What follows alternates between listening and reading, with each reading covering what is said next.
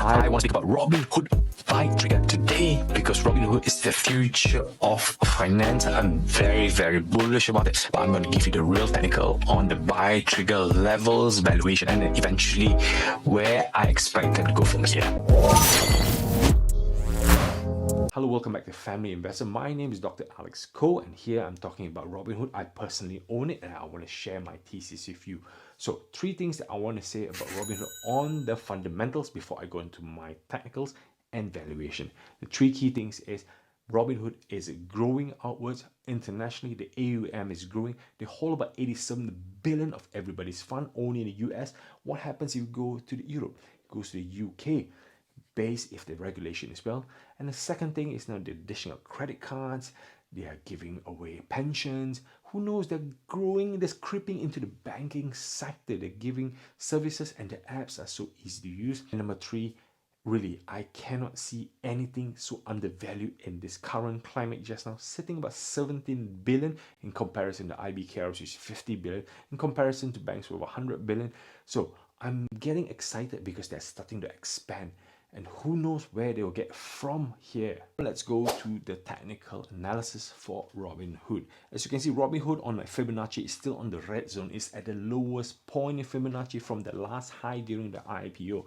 So the reward upside is very strong. So let me start off with the safety margin that I see on the built up here. It's at 13.2. So I don't think you'll drop further than $13 per share unless something drastically happened, really ultimate bad news, hacking or any scandals, you'll not drop towards that zone. As you can see now, for me, there's two things, the 17 and the 25 on technical valuation. The 17 is the zone which I think this is the right value as of current today if they hit the target as expected. But the 25 is what I'm targeting going for that next level up. As you can see, they're slowly creeping up. My red borders are starting to margin out, so the volatility will be high. Because why? Bitcoin goes down, Robinhood goes down. Bitcoin goes down, it goes up. So the volatility is high. If you want to invest, you need to stomach the volatility of this stock. Now for my valuation. Valuation can be tricky here because they're making losses, they're eventually making profit going forward. So profit, what EPS? Will it be 0.1, 0.4, 1? We don't know. Speculative. As it stands, it's 0.27.